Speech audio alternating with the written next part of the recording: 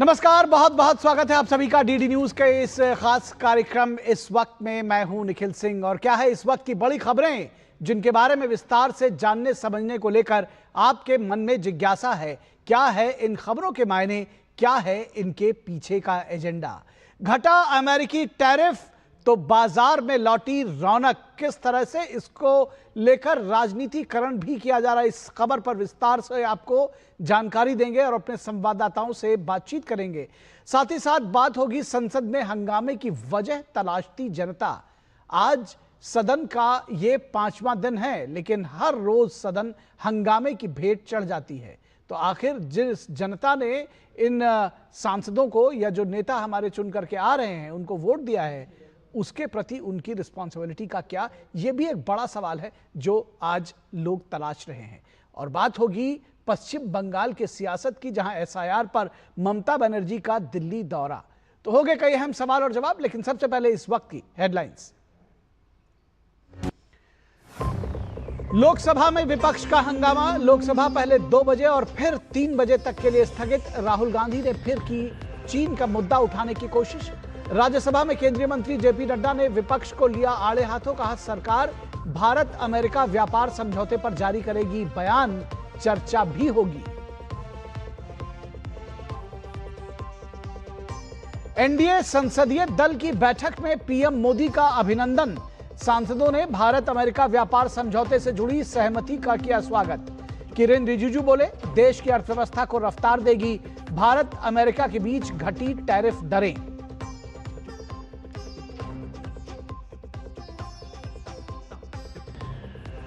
Bharat America tariff समझौते से आर्थिक सहयोग का नया अध्याय शुरू। दोनों देशों को होगा लाभ। राजनीति और उद्योग जगत ने टैरिफ घटाकर 18% किए जाने को बताया ऐतिहासिक क्षण।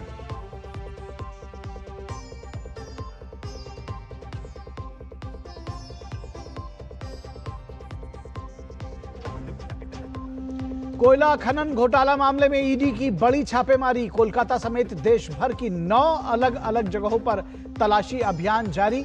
कई हजार करोड़ रुपए के लेन देन का मामला। और चुनाव आयोग के खिलाफ जारी है ममता बनर्जी का विरोध। मुख्य चुनाव आयुक्त से 15 सदस्यीय टीम के साथ मुलाकात के बाद ममता बनर्जी ने बाहर आकर चुनाव आयोग पर लगाया साजिश रचने का आरोप। बीजेपी ने किया पलटवार। कहा इस बार बंगाल की जनता देगी दीदी को जवाब।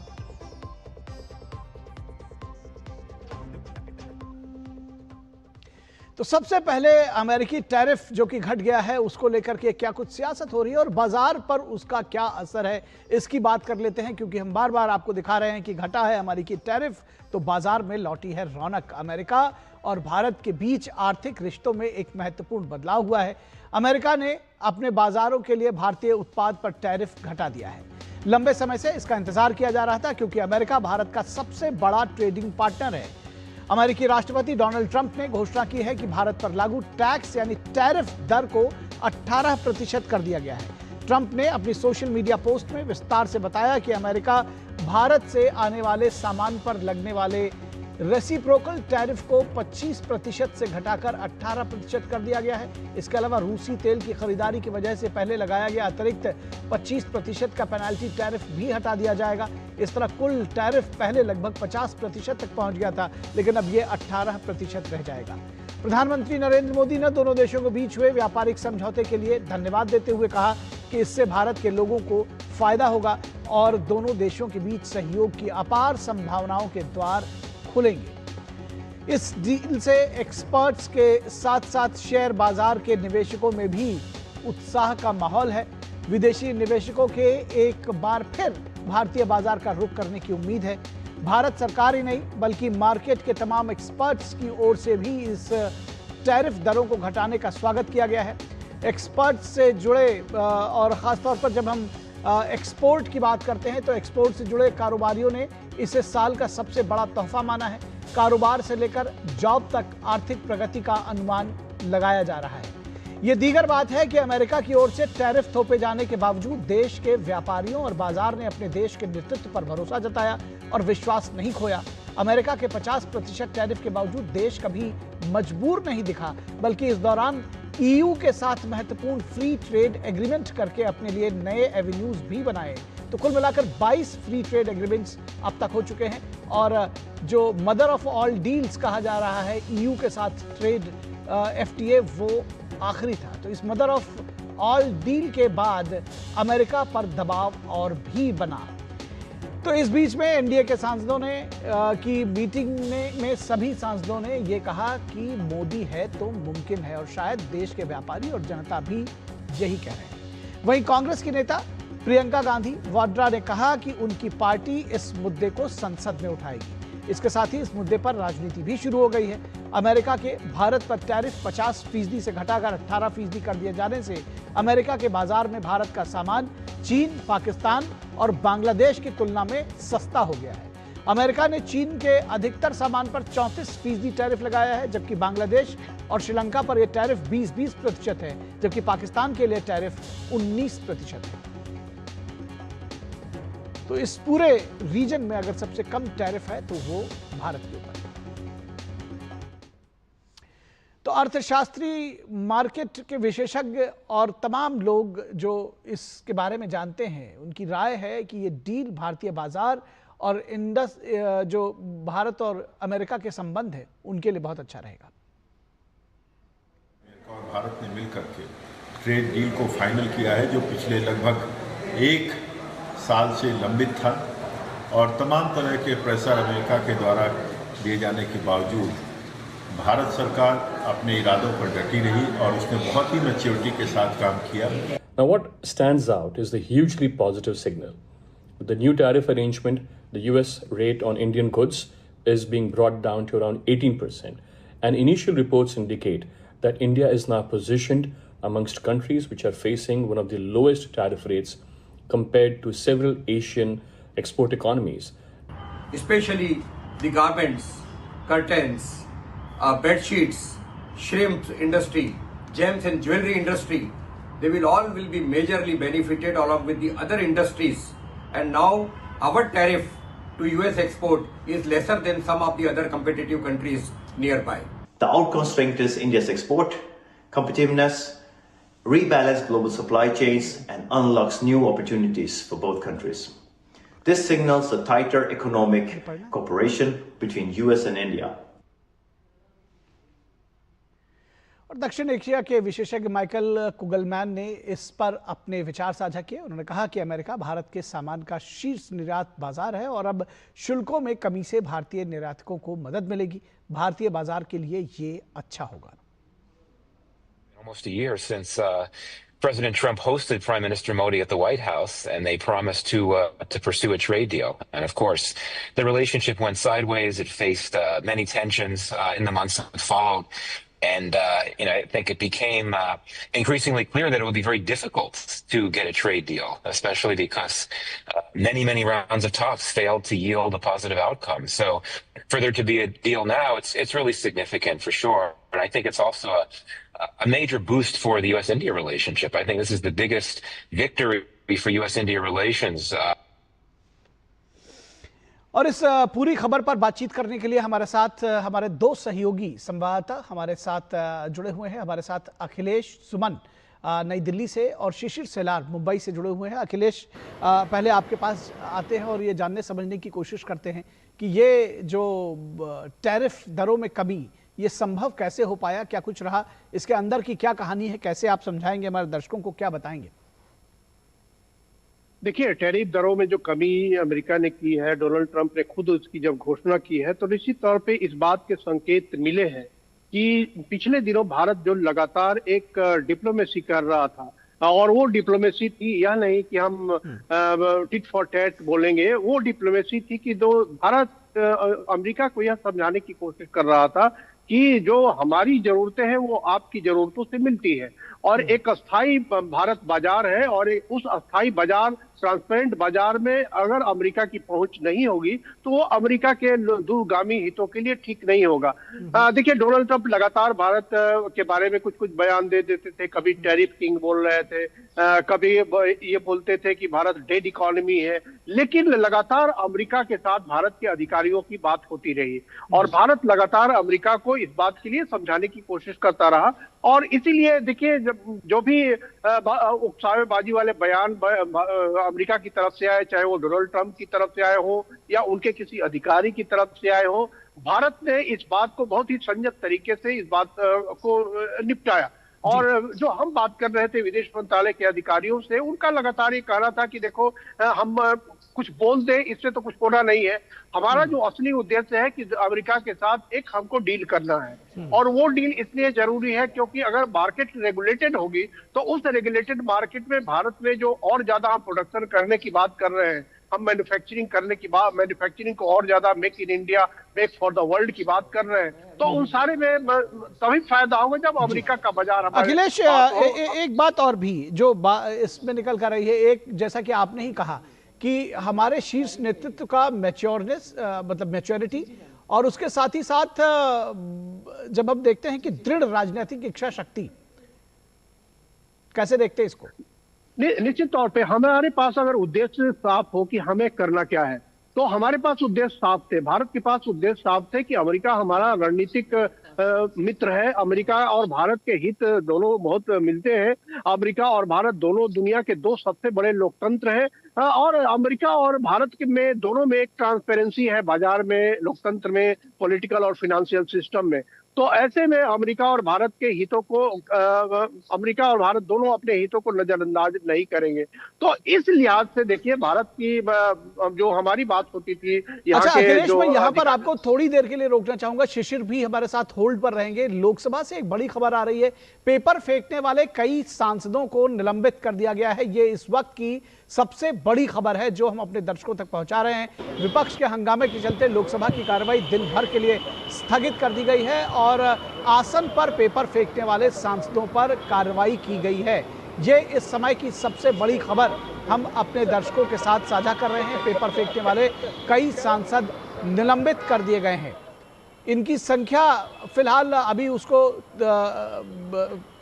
बताया जा रहा है, लेकिन अभी फिलहाल 5 की संख्या बताई जा रही है। इसको कंफर्मेशन में आपको थोड़ी देर में देंगे, लेकिन ये एक बड़ी खबर इस वक्त आ रही है कि आसन पर पेपर फेंकने वाले 5 सांसदों को, कई सांसदों को, दरअसल 5 की संख्या आ रही है, कई सांसदों को निलंबित कर दिया गया। इस खबर को अपनी आगे बढ़ाते हैं। अमेरिका और भारत के बीच में घटे हुए टैरिफ की बात करते हैं और वापस आएंगे इस खबर पर। शिशिर का रुख करेंगे। शिशिर हमारे साथ मुंबई से जुड़े हुए हैं। शिशिर, आपसे जानना चाहेंगे मार्केट का रुख, मार्केट का संदेश इस खबर के बाद। देखिए, बिल्कुल इससे पहले अगर देखा जाए तो मार्केट कहीं ना कहीं असमंजस की स्थिति में था कि किस और बढ़ना है, कि जिस प्रकार से जो फैसले बार बार चेंज हो रहे थे अमेरिका को लेकर, खासतौर पर ट्रेड डील्स के बारे में, तो इसलिए मार्केट कहीं ना कहीं कंफ्यूज था। लेकिन अब जबकि ट्रेड डील हो चुकी है तो ऐसे में भारत को अगर देखा जाए, भारत के लिहाज से अगर देखा जाए तो ये एक डबल धमाका होगा। हालांकि इससे पहले हमने देखा कि मदर ऑफ ऑल डील तो हमने कर ली थी, लेकिन इसके साथ साथ अब जो डील यूएस के साथ हुई, इसलिए मार्केट के लिए कहीं ना कहीं डबल धमाका इसलिए भी क्योंकि जिस प्रकार से यूएस का मार्केट भी जो है हमारे लिए पहले ओपन था, लेकिन अब टैरिफ के बाद हमने देखा कम होने के बाद फिर से एक बार जो है वहाँ पे एंट्री मिल सकती है। और सिर्फ एंट्री नहीं बल्कि कंपैरेटिव करेंगे हम बाकी देशों के साथ, तो उस देशों के मुकाबले भारत का जो टैरिफ वो कम होगा, मतलब सामान पे जो यूएस जाएगा उसकी लागत कम होगी, इसलिए खपत ज़्यादा होगी। तो ये सभी चीज़ें मार्केट ने फैक्टर इन की थी और इसीलिए मार्केट का मूव अगर देखें, सुबह जब मार्केट ओपन हुआ तकरीबन 1200 पॉइंट से ज़्यादा, निफ्टी की बात कर रहा हूँ मैं, 1200 पॉइंट से ज़्यादा जो है मार्केट ओपन हुआ। और इसमें खासतौर पर अगर देखा जाए मैन्युफैक्चरिंग सेक्टर, ऑटो सेक्टर, उसके साथ साथ अगर देखा जाए James and jewellery, pharma sector, defence sector, ये कुछ ऐसे सेक्टर्स थे जो कि थोड़ा सा लैक लस्टर परफॉर्मेंस ज़रूर कर रहे थे। लेकिन अब जबकि ये ट्रेड डील उसके बाद हमने देखा ये सभी सेक्टर्स ग्रीन जोन में काम कर रहे हैं। मतलब संदेश काफ़ी स्पष्ट था कि जिस प्रकार से मार्केट का एक बार फिर से चांस मिला है इंडियन मार्केट को यूएस के लिए, तो ऐसे में आने वाले दिनों में इस मार्केट को आउट परफॉर्म, ये सेक्टर्स है मार्केट को आउट परफॉर्म कर सकते हैं। और सिर्फ आउट परफॉर्म नहीं, कॉम्पिटिटिवली आउट परफॉर्म कर सकते हैं, जिस प्रकार से इस वक्त जो 18% ट्रेड डील की अगर हम बात कर रहे हैं तो। और इसके साथ साथ पिछले अगर कुछ एक सालों का अगर हमने एक पूरा नजरिया देखा भारत का, तो सिर्फ अमेरिका के साथ ट्रेड डील नहीं बल्कि भारत ने यूएई के साथ ट्रेड डील की है, यूके के साथ जो बाकी की यूरोपियन कंट्रीज है उनके साथ ट्रेड डील की है, और इसलिए भारत ने जो एक मार्केट को डाइवर्सिफाइड करने का प्रयास किया है। आज का जो पॉजिटिव मूव था वो ऑब्वियस सी बात है कि जिस प्रकार से इंडिया यूएस डील सबसे ज़्यादा बिगेस्ट बड़ा पार्टनर हम कह सकते हैं, उसने एक बार टैरिफ कम करने की वजह से जो लाभ मिला है उसकी वजह से मार्केट एक बार फिर ग्रीन जोन में मूव करता दिखाई दे रहा है। आने वाले समय में मार्केट अगर देखा जाए तो इसी प्रकार से अगर ये जो ट्रेड डील का अगर उदाहरण देखा जाए, उसका अगर परिणाम देखा जाए तो मार्केट के इन सेक्टर्स पे उसका सीधा असर आने वाले समय में मिलेगा, देखने को मिलेगा। और साथ ही साथ हालांकि यूके के साथ जो ट्रेड डील हुई आने वाले ठीक है, बहुत शुक्रिया इस तमाम बातचीत के लिए। और एक बार हम फिर वापस लौटते हैं अपनी पहली खबर पर जो हमने आपको इसके बीच में दिखाई थी। दरअसल सबसे बड़ी खबर हम इस वक्त आपको बता रहे हैं, लोकसभा में आसन की ओर पेपर उछालने वाले सांसदों पर एक्शन लिया गया है। लोकसभा में आसन की ओर पेपर उछालने वाले सांसदों पर एक्शन लिया गया है और उनको निलंबित किया गया है। पेपर उछालने वाले 6 सांसद निलंबित किए गए हैं। हमने आपको थोड़ी देर पहले सूत्रों से 5 की जानकारी दी थी, लेकिन ये जो सांसद है उनकी संख्या 6 है।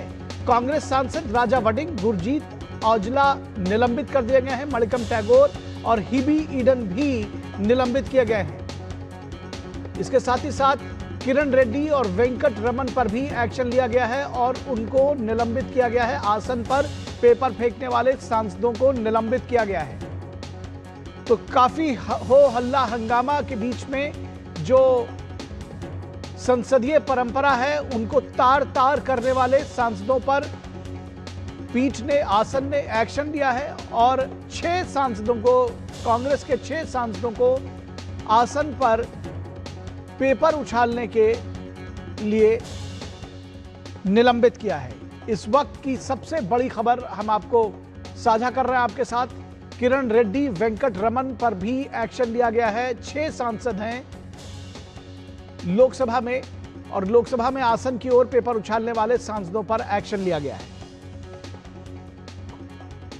यह बड़ी खबर है, इसकी डिटेल्स हम आपको आगे भी दिखाते रहेंगे। अमर्यादित व्यवहार के कारण यह कार्रवाई की गई है। कांग्रेस सांसद राजा वडिंग, ये शॉट्स आप देखिए, ये दृश्य देखिए, जो पेपर उछालने वाले जो दृश्य थे ये देखिए। संसदीय मर्यादा को तार तार किया जा रहा है पेपर फाड़कर, और आसन पर उछालना, ये कहा जाए कि जो अध्यक्ष बैठे हैं उस समय उनके मुंह पर फेंका जा रहा है।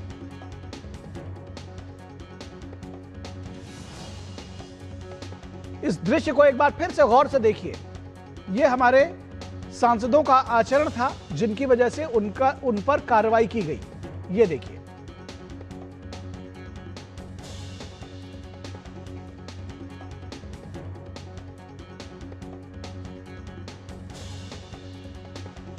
और इस पूरी खबर पर बातचीत करने के लिए हमारे साथ हमारे संवाददाता अनुज यादव जुड़े हुए हैं हमारे साथ। अनुज, पूरी खबर बताइए। देखिए, बिल्कुल कल से ही जिस तरीके से विपक्ष का रुख देखने को मिल रहा था, लगातार हंगामा हो रहा था, जबकि राष्ट्रपति के अभिभाषण पर चर्चा शुरू हुई थी, लेकिन विपक्ष उसमें हिस्सा ना लेकर दूसरे मुद्दों पर लगातार बोलना चाहता था, जिसकी परमिशन जो लोकसभा अध्यक्ष उन्होंने नहीं दी। लेकिन आज भी इसी तरह के मामले सामने आते रहे, जिस पर आज बीजेपी के सांसदों ने लोकसभा अध्यक्ष ओम बिरला से इस बात को लेकर शिकायत की कि आसन के ऊपर जो है लगातार पर्चियां उछाली जा रही हैं, फेंकी जा रही हैं। इस तरह की जो कार्रवाई है, अलोकतांत्रिक जो कार्य विपक्ष की तरफ से किया जा रहा है, इसके खिलाफ से एक सख्त संदेश जाना चाहिए। उसके बाद जो केंद्रीय संसदीय मंत्री हैं किरण रिजिजू एक प्रस्ताव लेकर आए और उस प्रस्ताव को ध्वनि मत से पारित किया गया, जिसमें 6 सांसद कांग्रेस के हैं। इसमें वेंकट रमन है, किरण रेड्डी, राजा वाडिया, मणिकम टैगोर, गुरजीत अरोला और हिबी ईडेन। ये वेल में आ गए थे अपनी कुर्सियों से, अपने स्थान से उठकर, और इस तरीके से हंगामा करते रहे जो पूरी तरीके से अमर्यादित है, अलोकतांत्रिक है। तो इसी वजह से ये एक बड़ी कार्रवाई जो है ये करनी पड़ी है कांग्रेस के सांसदों के खिलाफ, क्योंकि कल से ही बार बार अपील की जा रही थी। और आज की अगर हम बात करें तो 3 बार लोकसभा की कार्रवाई को स्थगित करना पड़ा। जब सुबह प्रश्नकाल की कार्रवाई शुरू हुई 11 बजे, उसके बाद 12 बजे तक के लिए 1 घंटे के लिए स्थगित कार्रवाई को करना पड़ा था, और फिर 12 से 2 बजे तक और 2 बजे से 3 बजे तक। कुल मिलाकर हम कह सकते हैं कि आज संसद की कार्यवाही में 1 मिनट भी संसद को विपक्ष के हंगामे के चलते नहीं चलाया कि प्रश्नकाल जैसा महत्वपूर्ण 1 घंटे का 11-12 यह है वो होना था। और दूसरी सबसे बड़ी बात है कि राष्ट्रपति के अभिभाषण पर चर्चा को पूरा कराना था। करीब 18 घंटे की चर्चा लोकसभा के अंदर रखी गई है, लेकिन अभी तक चर्चा आगे नहीं बढ़ सकी है और ये लगातार कांग्रेस और बाकी लोगों की हंगामे की भेंट कार्रवाई चढ़ती हुई नजर आ रही है। निखिल जी, हमारे साथ निशांत राय भी हमारे संवाददाता जुड़े हुए हैं। निशांत, इस पूरे हफ्ते आप देख रहे हैं कि ये 5वां दिन है संसद की कार्रवाई का, लेकिन संसद बिल्कुल चल नहीं पा रही और आप देख रहे हैं कि हर दिन स्थिति और खराब होती जा रही है। आज का ये जो दिन रहा वो निश्चित तौर पर शायद लोग इसको याद नहीं रखना चाहेंगे, जिस तरह से पेपर फाड़कर उसको चिंदी बनाकर और अध्यक्ष के न सिर्फ मैं कहूँगा आसन पर उछाला गया बल्कि उनके मुंह पर ही फेंक दिया गया। कैसे क्या कहेंगे आप इस पर? देखिए निखिल, पहले मैं आपको एक अपडेट देना चाहूँगा क्योंकि संसद में हंगामा बहुत था और नाम ठीक से नहीं सुने गए थे, इसलिए मैं आपको बता दूं कि 8 जो सांसद हैं उनको निलंबित किया गया है। संख्या 6 नहीं है, इसमें गुरजीत सिंह, ठीक है जी, गुरजीत सिंह है जी, अमरिंदर सिंह राजा हैं, मणिकम टैगोर हैं, ईबी अडन है, प्रशांत पडोले हैं, एस वेंकट सोरेन हैं और किरण रेड्डी हैं और जिन कुरियो कॉज जो है, ये टोटल 8 सांसद हैं जिनको निलंबित किया गया। और जैसा कि हमारे सहयोगी भी बता रहे थे कि लगातार जो सदन की कार्रवाई थी वो जो है वो गतिरोध उत्पन्न हो रहा था। आज भी 3 बार जो है सदन की कार्रवाई रोकनी पड़ी थी और राहुल गांधी उस प्रकाशित पुस्तक का नाम लेकर, उस मैगजीन का नाम लेकर लगातार सदन में गतिरोध उत्पन्न कर काम कर रहे थे, जो भारत की राष्ट्रीय सुरक्षा से जुड़ा हुआ मामला है। और लगातार सदन की ओर से उनको नियमों का हवाला दिया जा रहा था, आसन की ओर से। कल स्पीकर ओम बिरला ने लगातार उनको बताया था कि आप नियम के अनुसार आइए और नियम के अनुसार अपनी बात कहिए। उसके अलावा गृह मंत्री की बात की जाए, रक्षा मंत्री की बात की जाए, उनकी ओर से भी कल ये तमाम बातें रखी गई थी। और बीजेपी के जो तमाम सांसद हैं वो इस बात का विरोध कर रहे थे कि नियम अनुसार चीजें क्यों नहीं चल रही हैं। और आज भी राहुल गांधी का वही रवैया था और जब जो आसन है, आसन ने राहुल गांधी के भाषण को स्किप करके अन्य वक्ताओं को मौका दिया क्योंकि राहुल गांधी नियम को नहीं मान रहे थे। तो उसके बाद विपक्ष ने हंगामा करना शुरू कर दिया और अब विपक्ष के हंगामे की तस्वीरें आपने देखी है, किस तरीके से आसन का अपमान किया गया, किस तरीके से वेल तक तमाम सांसद आ गए, किस तरीके से कागज के टुकड़े फेंके गए, जिसके बाद ये कार्रवाई करनी पड़ी और आज सांसदों को सस्पेंड किया गया। जी, जिस तरह से आपने कहा कि राहुल गांधी नियम उन्होंने नहीं माने और सदन जो है वो स्थगित करना पड़ा विपक्षी सांसदों के हंगामे की वजह से। अब इस संसद में आपने एक शब्द और भी कहा कि क्या वजह है कि ये सदन नहीं चल पा रहा है। यही शायद वजह आम जनता भी तलाश रही है कि आखिर इसके पीछे की सियासत क्या है। क्या है ये वजह कि जो सांसद, जो उनके प्रतिनिधि चुनकर भेजे जाते हैं, वो सदन नहीं चलने दे रहे? देखिए, बिल्कुल ये विपक्ष के लिए सोचने का विषय है। राष्ट्रपति का अभिभाषण पर धन्यवाद प्रस्ताव था और मैंने कल भी कहा था विपक्ष सत्ता पक्ष के लिए आईने का काम करता है और आपको राष्ट्रपति का जो अभिभाषण होता है एक तरीके से सरकार की कार्यप्रणाली, सरकार की सोच को दिखलाता है। अगर विपक्ष को पॉलिसी से लेकर कोई ऐतराज था उस पर बात की जाती और विपक्ष को अपना विरोध दर्ज कराना होता, लेकिन नेता प्रतिपक्ष तमाम उन कामों को कर रहे थे जो कि सदन की मर्यादा का उल्लंघन करता है, सदन में जो नियम कानून बनाए गए हैं। और कल जब राहुल गांधी इस तरीके के वक्तव्य दे रहे थे तो बीजेपी के सांसद हैं निशिकांत दुबे, उन्होंने कहा था कि 1963 में खासकर जब आप पुस्तक की बात करते हैं, किसी पुस्तक को कोट करते हैं, स्पीकर से उसके लिए परमिशन लेनी होती है और उसके बाद उस पुस्तक को कोट किया जाता है। ये नियम किसी और नहीं बल्कि नेहरू जी के जमाने में ये नियम आया था और राहुल गांधी कहीं ना कहीं नेहरू का अपमान कर रहे हैं। और अब राहुल गांधी लगातार उसी पुस्तक, उसी मैगजीन को लेकर जो है वो बात बात कर रहे हैं, जबकि स्पीकर की ओर से, आसन की ओर से एक ही बात कही जा रही है कि आप नियम को समझिए।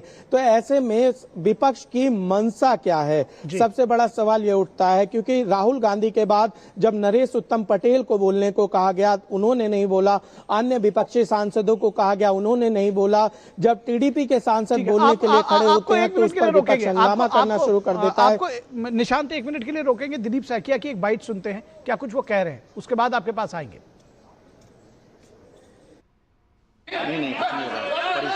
अरविंद सिंह जी वारिस,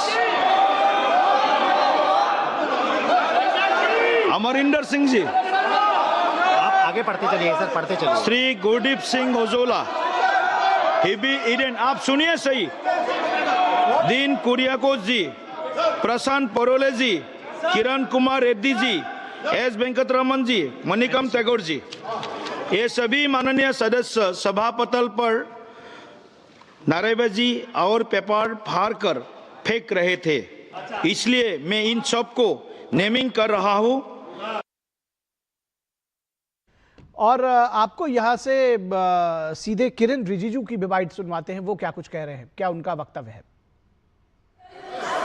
I beg to move that this House having taken a serious note of the misconduct of Sri Manikam Tagore, Sri Amrinder Singh Raja Waring, Sri Gurjit Singh Aulia, Sri Hebi Eden Prashant Padole, Sri Dean Kuryakos, S. Venkatesh and Kiran Reddy in utter disregard to the House and the authority of the chair through reaching to the table of Secretary General and other officers in the well of the House and throwing papers on the chair and having been named by the chair, resolved that the above mentioned members may be suspended from the services of the House for the remainder of the session under Rule 3742.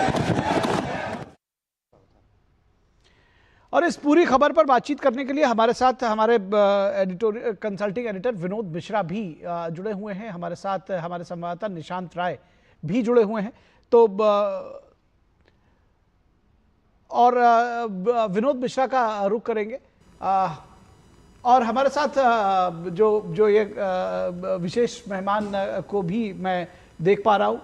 तो इससे पहले कि मैं अगली खबर पर आऊं और उनको उस पर बातचीत करूं, मैं अपने ख़ास मेहमानों का भी तारुफ करा दूं अपने दर्शकों से। हमारे साथ डॉक्टर कौशलकांत मिश्रा, बीजेपी के प्रवक्ता जुड़े हुए हैं, दुष्यंत नागर जी जो कि पॉलिटिकल एनालिस्ट हैं लेकिन कांग्रेस के समर्थक माने जाते हैं, तो कांग्रेस का पक्ष रखेंगे। विनोद मिश्रा हमारे कंसल्टिंग एडिटर वो जुड़े हुए हैं। निशांत राय हमारे संवाददाता भी जुड़े हुए हैं। इस खबर की बात करें पहले विनोद मिश्रा जी, क्यों हंगामा बरपा है, और तब जबकि ये कहा जा रहा है कि भाई आप नियमों के अनुसार बोलिए, लेकिन कागज फाड़ना और आसन पर उछालना, मैं तो कहूंगा आसन के मुंह पर फेंकना, ये कहां तक जायज है? देखिए, ये प्रस्ताव जो अभी संसदीय कार्य मंत्री किरण रिजिजू पढ़ रहे थे, ये प्रस्ताव उनकी तरफ से आया था, और जाहिर सी बात है कि जब संसदीय कार्य मंत्री का ये प्रस्ताव चेयर के इस अपमान के लिए आया था, तो उस प्रस्ताव को लेके वहाँ जाहिर सी बात है कि सांसदों की तरफ से ये आया भी होगा उस प्रस्ताव के समर्थन में, और उस समर्थन के बाद ये 8 सांसदों का बात जो हमारी रिपोर्टर बता रहे थे, वहाँ से 8 सांसदों को इस सत्र के लिए निलंबित किया गया है। सवाल ये है इम्पोर्टेंट कि आप एक चेयर के सम्मान करने का, आप जिस पार्लियामेंट्री डेमोक्रेसी में आप बात करते हैं उसमें चेयर कितना महत्वपूर्ण होता है ये सारे लोग जानते हैं। और उस चेयर पे बैठा हुआ उस आदमी को हम लोग सुन रहे थे, राहुल गांधी जब बोल रहे थे तो उनके साथ में जो सांसद थे, एक तो उनको यार यार कह रहे थे, तो चेयर ने उसके बीच में टोका था। चेयर की तरफ से ये आया था कि एक चेयर की एक गरिमा होती है, आप यार यार क्या होता है कि आप हर बार चेयर को यार करके एड्रेस कर रहे हो। उसके बाद भी राहुल गांधी को लगातार बोलने के लिए जब भी उनको रोका गया तो उनको बार बार याद दिलाया गया कि संसदीय परंपरा और संसद का जो संचालन होता है, लोकसभा हो या राज्यसभा हो, वो एक रूल से होता है।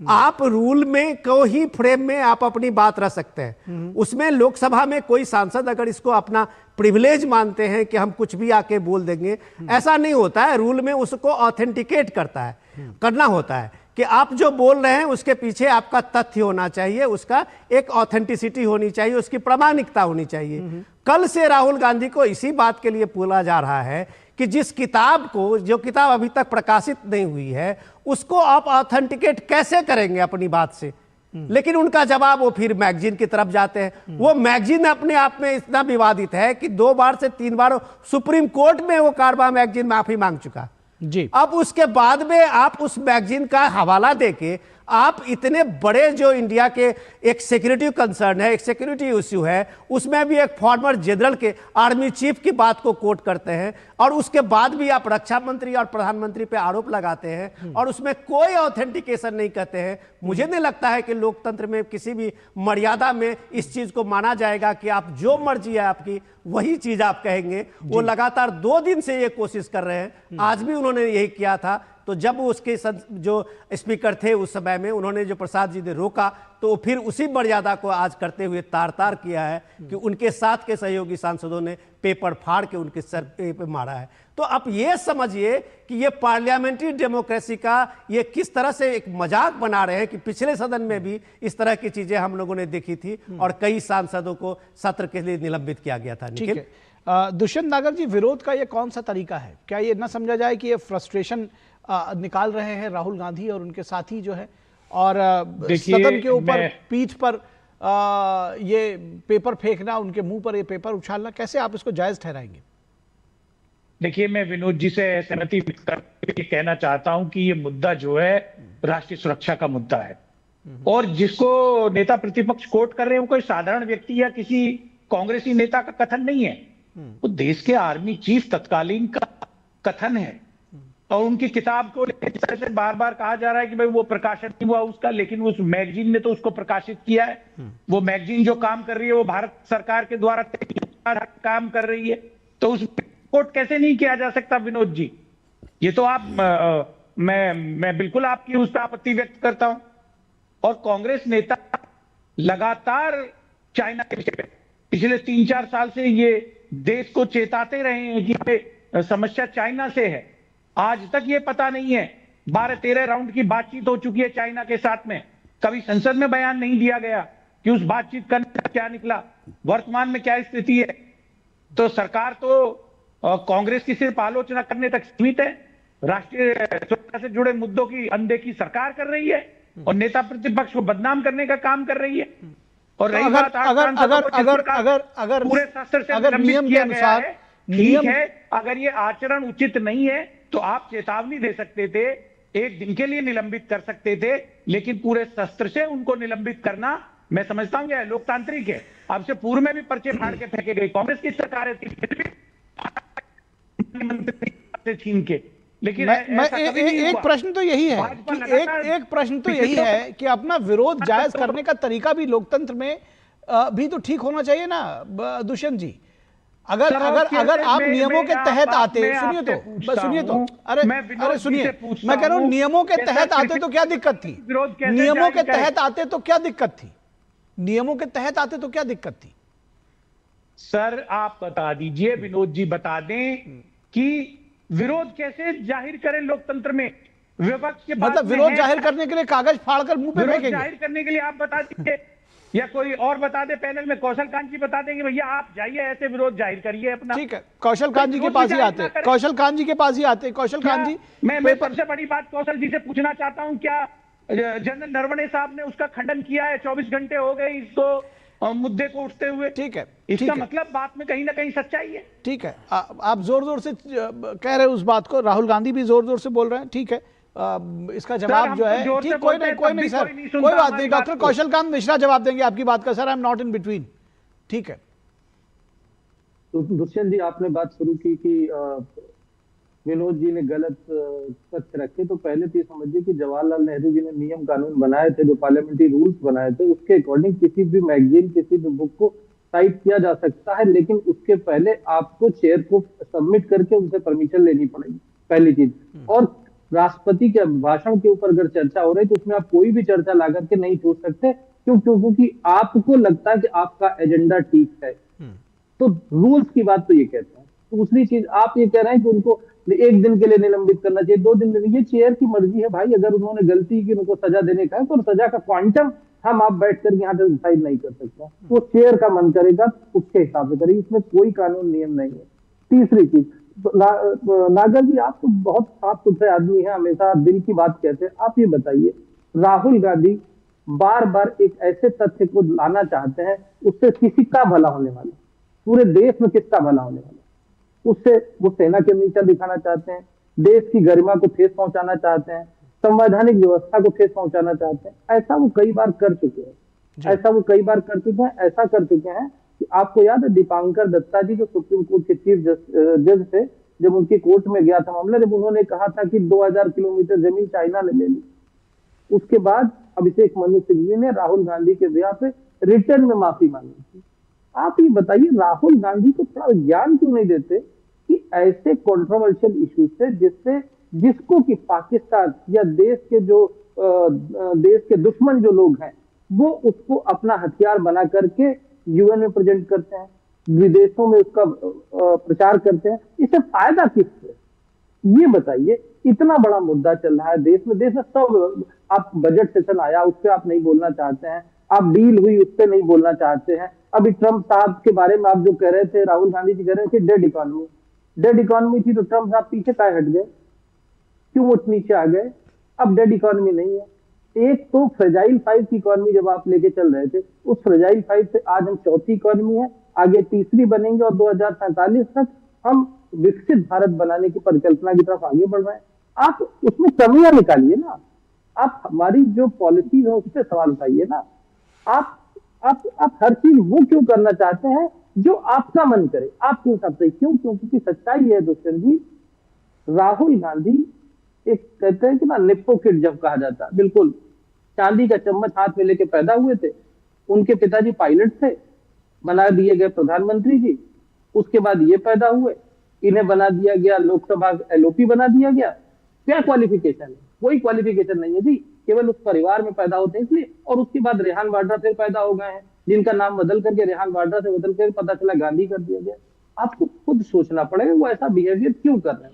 और हम विपक्ष के साथ छोड़ दीजिए, पक्ष के साथ तो छोड़ दीजिए, अपने सांसदों के साथ कैसे बिहेव करते हैं, अपने लोगों के साथ कैसे बिहेव करते हैं।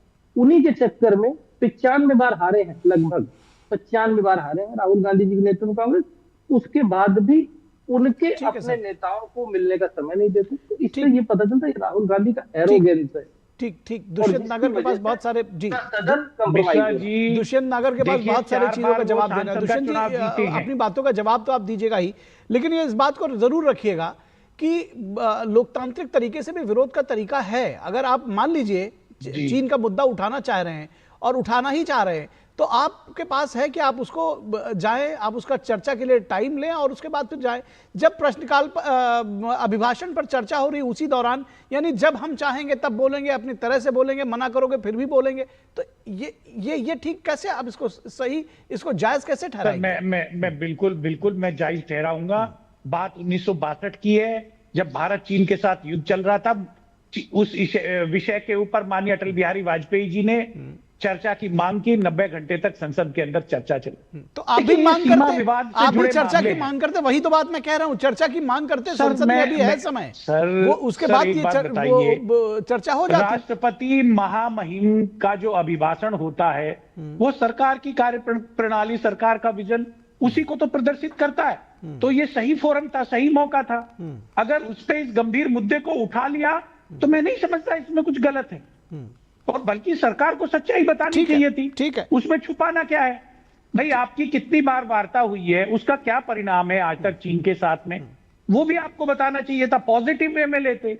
अच्छा ठीक मंत्री जी इस पे जवाब वैसे आपको ये बात बेहतर तरीके से पता होगी कि डीजीएमओ लेवल की जो बातचीत होती है, आपको बेहतर तरीके से पता होगी कि वो टाइमली 15 दिन पर, 20 दिन पर, या जो भी टाइम उसके फिक्स है, हर महीने डीजीएमओ की दोनों पक्षों की जो भारत चीन की सीमा है उस पर बातचीत होती है, रेगुलर तरीके से होती है। और कई बार ये आया है कि किन किन मुद्दों पर बातचीत हुई है, कितना कौन पीछे हटेगा, कहां पर वो रहेगी, ये इन चीजों को लेकर बार बार लेकर के चीजें आई गई हैं। राहुल गांधी उसकी बात नहीं कर रहे हैं। राहुल गांधी जो बात कह रहे हैं उस पर सुप्रीम कोर्ट ये पूछ चुका है कि क्या आप अपनी सेना के लिए ही पूछ रहे हैं। जो सवाल अभी डॉक्टर कौशल कांत मिश्रा ने उठाया, सवाल दरअसल वो है कि आप इससे किसका हित साधना चाहते हैं। देखिए जी, ये जो भी विषय उठाए, ये जनरल जोशी और जनरल नरवणे जी के द्वारा जो बातें उठाई गई है, ये उससे संबंधित है। इसका राहुल गांधी और कांग्रेस पार्टी का कोई लेना देना नहीं है। जब ये बातें एक मैगजीन में छपी हैं, ठीक है, तो विषय चर्चा का स्वतः ही बन जाता है। ठीक है, ठीक है, ठीक है। मैं आता हूं विनोद जी आपके पास। डॉक्टर कौशल कांत मिश्रा कुछ कहना चाह रहे हैं जी। मैं सिर्फ ये कहना चाहता हूँ दुष्यंत जी, आप मुझे ये बताइए, राजीव गांधी फाउंडेशन ने 1 करोड़ का फंड लिया जिसके उसके ऊपर अख्तियारे कैंसिल किया गया। 7 अगस्त 2004 को चाइना की कम्युनिस्ट पार्टी के साथ आपने एमओयू किया। आज तक एमओयू बार बार बात होती रहती, कांग्रेस ने कभी उसको पब्लिक क्यों नहीं किया? 2009 में चाइना की घुसपैठ को कांग्रेस, मैं उन सब चीजों पे नहीं जाना चाहता, क्योंकि जब इंटरनेशनल मामला होता है उस समय आपकी अपनी गरिमा बताती है कि देश की गरिमा आप कहाँ रखना चाहते हैं। 8 जुलाई 2017 को चीनी राजदूत के साथ गुप्त मुलाकात क्यों की थी उन्होंने? एक तरफ डोकलाम चल रहा था, दूसरी तरफ आप रात के अंधेरे में चीनी राजदूत से क्यों मिले थे? इन सारे सवालों का जवाब आज तक राहुल गांधी और कांग्रेस पार्टी ने नहीं दिया। आप मुझे बताइए, क्या ये उचित था? क्या ये उचित था? और जब अगर आप इतने फैक्चुअली करेक्ट थे तो आप मुझे बताइए, आपने सुप्रीम कोर्ट में एफिडेविट दे करके राफेल में माफी मांगी, आपने सुप्रीम कोर्ट में एफिडेविट दे करके बीआरओ के जो केस हुआ था उसमें चाइना ने जो आपने कहा था 2000 किलोमीटर जमीन पे कब्जा कर लिया, उसके लिए माफी मांगी। अगर आप इतने सही थे तो माफी क्यों मांगी? ठीक, देखिए कौशल जी, विदेशी जो हमारे राजदूत होते हैं उनसे माननीय श्री लाल कृष्ण आडवाणी साहब नेता प्रतिपक्ष होते हुए कई बार मिले, अमेरिका के राजदूत से, जापान के राजदूत से, इसको ऐसे इतना आसान मत समझाइए दुष्यंत नागर जी, इतना आसान मत समझाइए। और मुझे लगता है कि जो देश के लोग हैं वो उसको समझ जाएंगे। रात के अंधेरे में बिना बताए दूसरे दिन चाइनीज एम्बेसी ने जब उसकी फोटो जारी कर दी, दुष्यंत नागर जी, चाइनीज एम्बेसी ने फोटो जारी कर दी, आप लोगों ने तो मना कर दिया था। चाइनीज एम्बेसी ने फोटो जारी कर दी, तब भी आप लोग की तरफ से नहीं आया कि आप मिले। तो जो आडवाणी जी मिला करते थे और जो प्रधानमंत्री की तरफ से होता है, ठीक है, ये कोई पहली बार नहीं हुआ। और चाइना की बात करें तो इनकी पार्टी के अध्यक्ष, सुनिए, आदरणीय एक प्रोटोकॉल होता है, आप मिलने जाते हैं, आपने सरकार को बताया कि आप मिलने जा रहे हैं, नहीं, रात के अंधेरे में चुपचाप मिलने गए और कहा और बताया भी नहीं। जब चाइनीज एम्बेसी की तरफ से फोटो जारी हो गई तब इस दुनिया को पता चला कि आप मिलने गए, पूछने पर भी आप नहीं बोले। तो ये आप उसको कम से कम ये मत बताइए कि वो प्रतिपक्ष के नेता या कांग्रेस के नेता के तौर पर मिलने गए। के नेताओं की मुलाकातें विदेशी अरे इस तरह से नहीं था, ऐसे तो मत ही रखिए। मुद्दे पे आइए, मुद्दे पे आइए। विनोद जी कुछ कहिए। अच्छा सुनिए नागर साहब, मुद्दे पे आइए। आप यहाँ वहाँ हमको इंसाइक्लोपीडिया मत समझाइए सर, इंसाइक्लोपीडिया मत समझाइए, मुद्दे पे आइए। मैं सीधे सवाल आपको ये करता हूँ कि आज आप ये देखिए कि पूरा देश किस तरह से जश्न मना रहा है। पूरे देश में जो आप ये देख रहे हैं कि टैरिफ के दाम कम हुए, रेट कम हुए, टैरिफ का एक बड़ा एग्रीमेंट अभी लोगों के सामने में आया, दुनिया किस तरह से उस पर रिएक्ट कर रही है। प्राइम मिनिस्टर मोदी को लेके उनके, सुनिए एक मिनट, उनके डिप्लोमेसी को लेके यहाँ देश के नेशनल और इंटरनेशनल अखबार किस तरह से हेडिंग बना रही है, और आप उसमें हेडलाइन ले रहे हैं स्पीकर के ऊपर में कागज फेंक के। देखिए फर्क समझिए इस बात को, और मैं गंभीरता से कह रहा हूं, आप इधर उधर की बातें मत फेंकिए। मैं गंभीरता के साथ आपको कह रहा हूं कि दुनिया नरेंद्र मोदी के, प्राइम मिनिस्टर मोदी के डिप्लोमेसी का आज किस तरह से हेडलाइन बना रही है, और आपके नेता सिर्फ एक हेडलाइन बनाने के चक्कर में अपने लोगों से कागज फेंकवा रहे हैं स्पीकर पे। आप ये सुनिए, ये पॉलिटिक्स जो है इसको लोग जानते हैं, इसको लोग जानते हैं। आप जो बात कर रहे थे, जो मैं आप लोगों के बीजेपी और आपके बीच में चल रही थी, मैं टोक नहीं रहा था।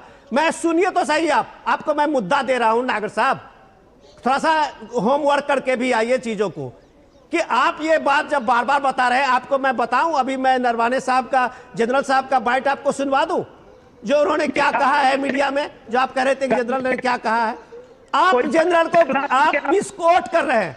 अगर आप मिसकोट कर रहे हैं, मैं ये कह रहा हूं कि सीधे जो प्राइम मिनिस्टर के बीच में बात हुई है, डिफेंस मिनिस्टर के बीच में बात हुई है, उसको कोई आदमी संसद की प्रक्रिया में बात लाके आप क्या साबित करना चाह रहे हैं?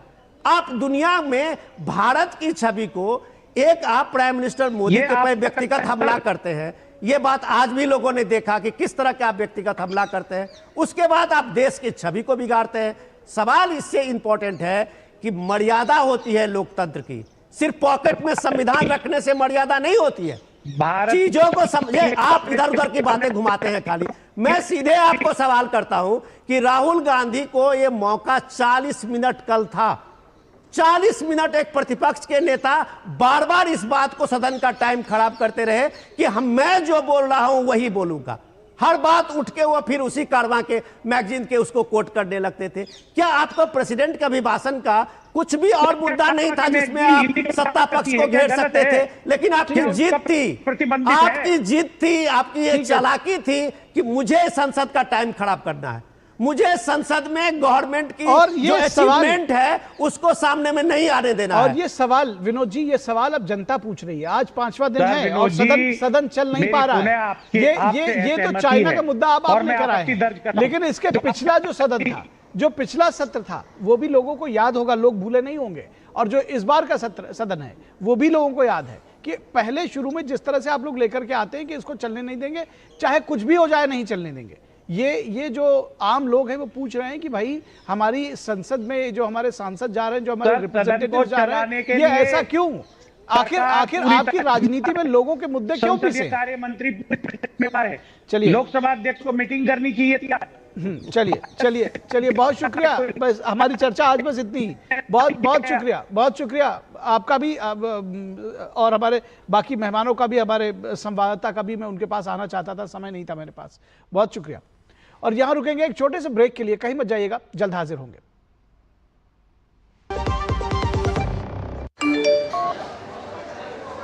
वीडियो लाइक करने के पैसे मिलेंगे? So easy. अनजान लिंक्स पर क्लिक मत कीजिए। आरबीआई कहता है जानकार बनिए, सतर्क रहिए। मेरी पसंद, मेरी पसंद, मेरी पसंद, मेरी पसंद, हमारी पसंद, हम सबकी पसंद। मजबूत देश का मजबूत सरिया हो गया स्टील। मैसेज डियर इन्वेस्टर, एक एक्सपर्ट स्टॉक टिप खास आपके लिए। ये ऐप डाउनलोड करो और पैसे डबल करो। एक्सपर्ट जी, बदमाश का बाप हूँ मैं। ऐप डाउनलोड करने से पहले मैं आपका पूरा रिपोर्ट कार्ड निकालूं। मैं मूर्ख नहीं हूँ। डिस्टेंस। यूपीआई कहता है अगर कोई ऐसी सलाह दे तो पहले एडवाइजर की पूरी जांच कर ले और कहे मैं मूर्ख नहीं।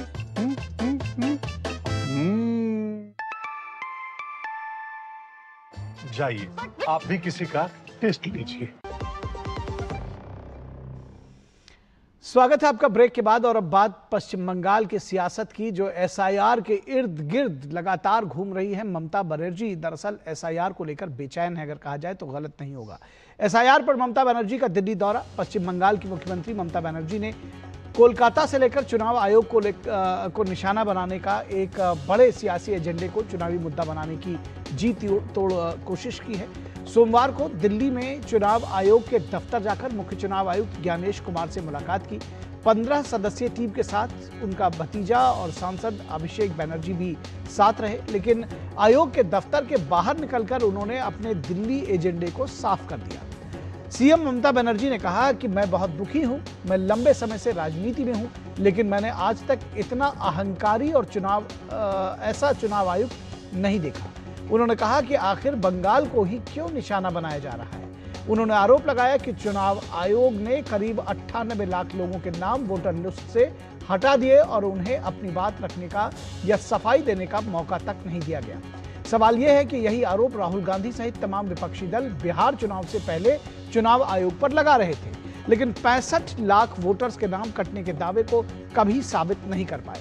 ममता बनर्जी इसे बंगाली अस्मिता से जोड़कर बड़ा चुनावी मुद्दा बनाना चाहती हैं। खबर है कि चुनाव आयोग के अधिकारियों ने ममता बनर्जी की टीम को बताया है कि टीएमसी कार्यकर्ताओं और विधायकों ने बंगाल में चुनाव आयोग के कार्यालयों और इमारतों में कई बार तोड़फोड़ की है। उन्होंने ममता बनर्जी को याद दिलाया कि एसआईआर प्रक्रिया में लगे अधिकारियों पर किसी भी तरह का दबाव, बाधा या हस्तक्षेप नहीं होना चाहिए। उधर बंगाल में नेता प्रतिपक्ष शुवेंदु अधिकारी ने कहा कि भारत बांग्लादेश अंतर्राष्ट्रीय सीमा की कुल लंबाई 2216 किलोमीटर है, जिसमें मेघालय, त्रिपुरा, असम सहित कुल अन्य राज्य भी शामिल हैं। इसमें से लगभग 1600 किलोमीटर सीमा केवल पश्चिम बंगाल से ही लगती है। ये अत्यंत गंभीर और चिंताजनक तथ्य है कि अन्य सभी सीमावर्ती राज्यों में सीमा फेंसिंग और सुरक्षा का कार्य लगभग 100% पूर्ण हो चुका है, जबकि पश्चिम बंगाल में यह कार्य आज तक लंबित है। ये आशंका गहराती जा रही है कि यह जानबूझकर किया जा रहा है। अवैध घुसपैठ और रोहिंग्या घुसपैठियों को संरक्षण देने के उद्देश्य से यह किया जा रहा है, जो राष्ट्रीय सुरक्षा के लिए गंभीर खतरा है। पिछले दिनों राज्य के दौरे पर आए केंद्रीय गृह मंत्री अमित शाह ने ममता सरकार पर हमला बोला था और कहा था कि ममता बनर्जी डर गई हैं, इसलिए वो एसआईआर का विरोध कर रही हैं। जहां मुख्यमंत्री माइक्रो ऑब्जर्वर और रोल ऑब्जर्वर की भूमिका पर कड़ी नाराजगी जता रही हैं, वहीं गृह मंत्री ने उन पर पारदर्शी मतदाता सूची तैयार करने में आयोग के अधिकारियों के साथ सहयोग न करने का आरोप लगाया है। अमित शाह ने कहा कि मुख्यमंत्री घुसपैठियों को बचाने के लिए ही एसआईआर का विरोध कर रही हैं। देखना यह है कि चुनाव के आते आते ममता बनर्जी का केंद्रीय एजेंसियों पर हमला कितना बड़ा मुद्दा बंगाल में बन सकता है। तो एक पॉलिसी, एक एजेंडा ये भी ममता बनर्जी करती हैं कि जब कोई भी चीज उनको या उनकी पार्टी के खिलाफ किया जाता है तो वो कहती है पश्चिम बंगाल के और बंगाली अस्मिता के खिलाफ हो रहा है। पश्चिम बंगाल की मुख्यमंत्री ममता बनर्जी ने क्या कुछ कहा और फिर एक बार उन्होंने कहा कि बंगाल के को टारगेट किया जा रहा है। पूरी बात आपको सुनवाते हैं। 6 महीने पहले से उन्होंने हमारा गवर्नमेंट को पूरा कैप्चर करके रखा, हमको कोई काम करने नहीं दे रहा है। Just like a president rules they are doing in Bengal. I will not leave it to them. Bengal is being targeted. और शुभेंदु अधिकारी ने कहा कि बंगाल की जनता दीदी को अच्छे तरीके से जानती है और इस बार दीदी का बंगाल से सफाया होगा।